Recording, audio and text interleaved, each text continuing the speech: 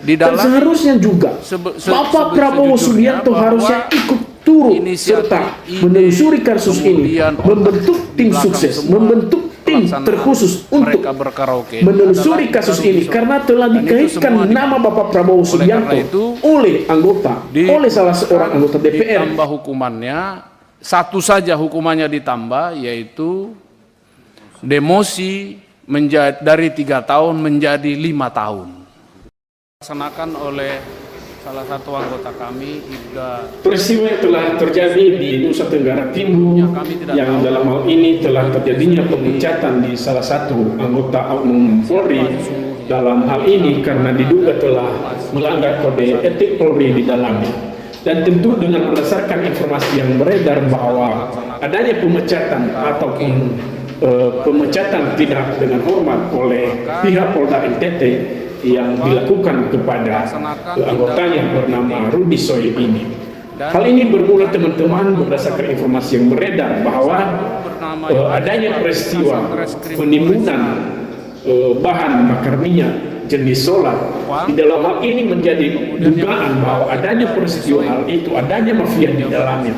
Oleh karena dugaan tersebut, adanya penyalahgunaan wewenang yang dimana atas informasi yang beredar bahwa penyalahgunaan yang semena-mena dilakukan oleh oknum RS ini yang melakukan penangkapan, melakukan juga penganiayaan yang mengakibatkan luka mungkin, dan juga karena hal itu tidak akurat dengan dugaannya sehingga disertai penangkapan yang tanpa bukti, yang tanpa dengan surat perintah penangkapan. Hal itu telah melanggar juga kode etik dari pihak kepolisian, dan hal itu bisa kita katakan bahwa hampir mirip yang telah dilakukan oleh seorang Aibtu Rudiana dalam hal ini, yang berdasarkan keterangan beberapa terpidana melakukan penangkapan tanpa disertai dengan surat perintah dari pihak kepolisian lainnya. Oleh karena itu teman-teman, apa yang telah beredar dengan informasi di kejadian di Nusa Tenggara Timur ini menjadi polemik bangsa, menjadi pro kontra di dalam pemikiran kita, melahirkan suatu gagasan terbaru buat kita, di mana bahwa atas kejadian ini, bahwa dengan berakhirnya pemecatan secara tidak hormat kepada Rudy Soe, ada gagasan yang melahirkan bahwa Rudy Soe ini merupakan pahlawan yang seharusnya tidak dapat dipecat. Dia tidak bertugas, dia melakukan hal itu atas dasar untuk membongkar mafia ataupun dalang dari sebuah peristiwa yang melakukan penimbunan bahan bakar minyak dalam hal ini adalah Rudy Soe. Oleh karena itu teman-teman, apa yang telah beredar informasi dan berdasarkan apa yang telah disampaikan, di mana salah seorang anggota DPR berjenis kelamin perempuan yang menyampaikan Rudy Soe ini juga merupakan pahlawan dan merupakan keponakan Bapak Prabowo, dan hal itu mencerminkan sesuatu yang mengkaitkan dengan pemerintahan, yang mengkaitkan dengan hubungan darah oleh orang ini, yang dimana bahwa merupakan keponakan Bapak Prabowo, artinya bahwa seakan-akan ada kaitan dalam hal ini. Oleh karena itu teman-teman, berujung dengan pemecatan dan menambah putusan. Seharusnya juga apa yang telah terjadi ketika ada informasi yang beredar saat ini bahwa adanya penimbunan BBM di dalamnya, adanya semacam hal ini, harusnya juga pihak Polda Nusa Tenggara Timur dapat menelusuri perbuatan tersebut, dapat menelusuri perkataan tersebut. Apakah benar atau tidaknya? Adakah dalang dari semua ini? Adakah sebenarnya mafia BBM di Nusa Tenggara Timur? Apabila hal ini dapat dibiarkan, apabila hal ini tidak dipedulikan oleh pihak Polda, dan seharusnya juga Bapak Prabowo Subianto harusnya ikut turut serta menelusuri kasus ini, membentuk tim sukses, membentuk tim terkhusus untuk menelusuri kasus ini, karena telah dikaitkan nama Bapak Prabowo Subianto oleh salah seorang anggota DPR yang merupakan hubungan darah, yang merupakan keponakan Bapak atas nama Rudy Soe ini. Dan seharusnya apakah hal itu dibenarkan oleh publik? Seharusnya Bapak Prabowo juga dapat membuktikan kepada kami, Terus supaya orang-orang yang memang benar adanya sesuatu dugaan bahwa adanya mafia yang menimbul, yang melakukan pembiaran, yang melakukan praktek ilegal BPM di sana, harusnya Bapak Prabowo Subianto ikut malu dalam hal ini karena telah dilibatkan nama Anda. Seharusnya Bapak Prabowo Subianto segera bertindak dengan hal ini. Apabila hal ini tidak dapat dilakukan, tidak ada kepedulian baik dari pemerintahan ataupun dari pihak kepolisian, maka saya katakan bahwa akan ada kemungkinan nanti mafia-mafia selanjutnya akan berlanjut kepada daerah-daerah selanjutnya, daerah-daerah lain. Siapa sangka, siapa duga mereka akan lahir, mereka akan ada di dalam itu. Kita nggak tahu, kami nggak tahu. Dan kami ataupun saya bergagasan bahwa apabila ini sengaja dibiarkan, jangan-jangan ada keterlibatan oknum-oknum tertentu, jangan-jangan ada keterlibatan pihak dari yang disebut ataupun pihak dari pemerintahan atau bagaimana, kita nggak tahu. Jangan-jangan hal itu terjadi. Karena kami curiga dengan banyaknya korupsi yang merajalela di negeri ini, jangan-jangan nanti akan ada pembiaran, akan ada orang-orang semacam itu. Karena korupsi mungkin sudah ditelusuri oleh pihak Bapak Prabowo yang terakhir dengan Tom Lembong, dan seharusnya Bapak Prabowo juga harus menelusuri kasus ini. Siapakah dalang dari semua ini? Supaya ini transparan. Siapapun di dalamnya, kami takut akan ada orang yang berkepentingan. Kami takut jangan-jangan ada orang yang dikenal oleh pemerintahan sehingga sengaja dibiarkan. Oleh karena itu, untuk membuktikan dalilnya dari alasan Rudy Soik, seharusnya Bapak Prabowo dapat turun untuk menelusuri kasus ini. Dan apabila ini tidak benar juga, berdasarkan alasan pribadinya Rudy Soik yang mengatakan bahwa tujuannya untuk menelusuri, untuk membongkar kasus mafia ini, seharusnya apabila itu tidak benar dengan perkataannya itu, harus dihukum seberat-beratnya, karena ini merupakan suatu fitnah, membuka polemik kepada kita bahwa seakan hal ini menimbulkan suatu polemik pemikiran kepada generasi bangsa yang seakan membangun framing.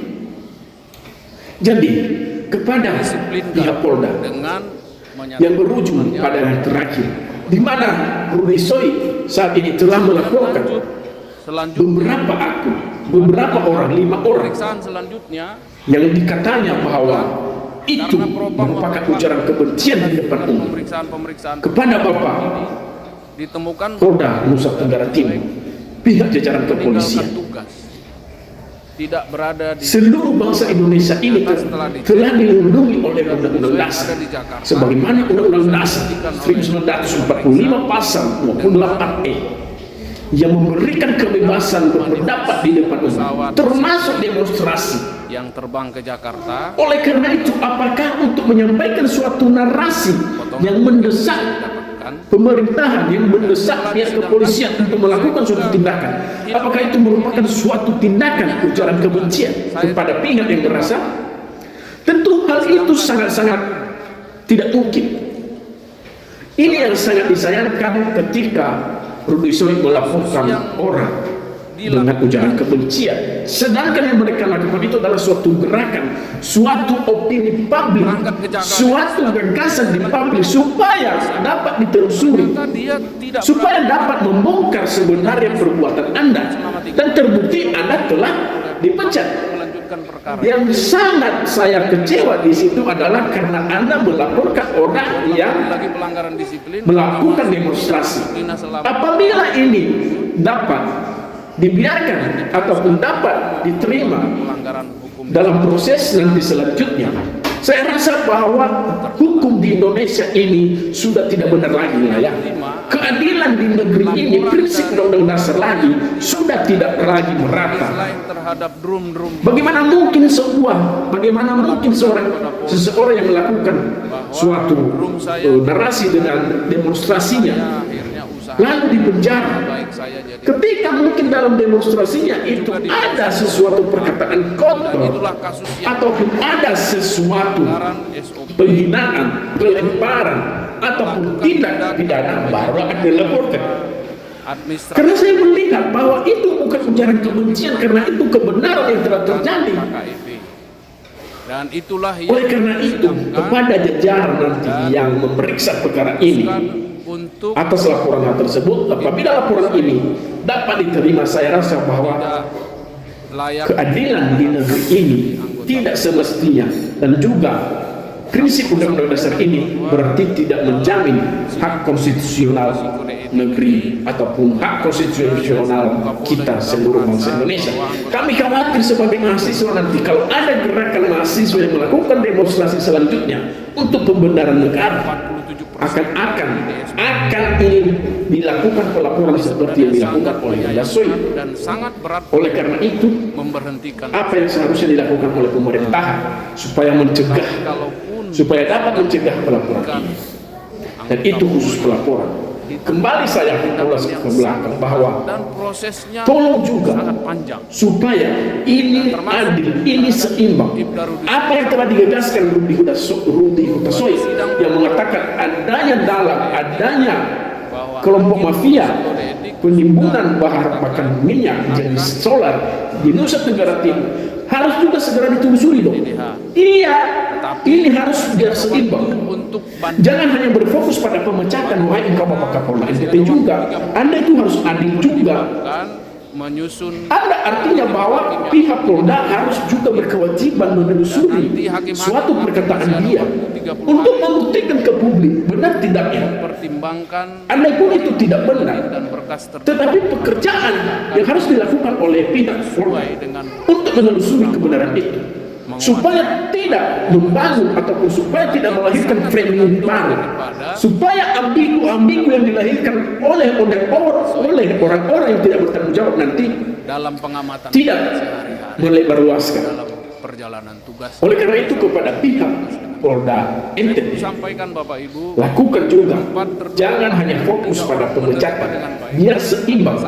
Dan dua polwan telusuri apakah benar atau tidak ada mafia BBM di Nusa Tenggara Timur, dan siapapun dalangnya segera tangkap apabila itu terbukti ada. Dan selalu membantah, jadi selalu terakhir kepada Bapak Prabowo Subianto, karena telah dikaitkan nama Anda di dalamnya, Anda harusnya ikut malu. Kami malu Pak sebagai pendukung Anda, sebagai pemberi suara pada 2000 pemilihan Pilpres 2024 kemarin. Apabila junjungan kami, apabila pilihan kami itu salah arah ataupun melindungi keponakannya, maka itu sangat kecewa.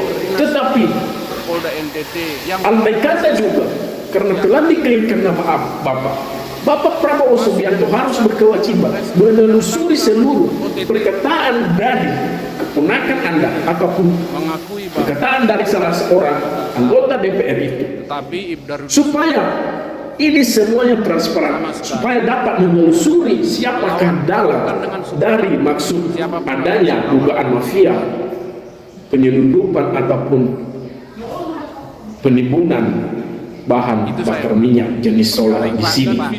Oleh karena itu, Bapak Prabowo Subianto segera lakukan tindakan untuk tidak menimbulkan kegaduhan di seluruh rakyat Indonesia dengan informasi yang beredar ini.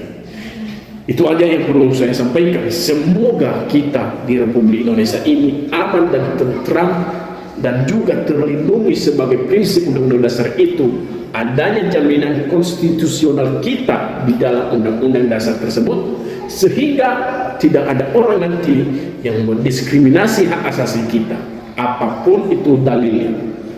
Itu aja yang bisa kami sampaikan. Semoga ini dapat didengarkan oleh Bapak Prabowo Subianto. Terima kasih.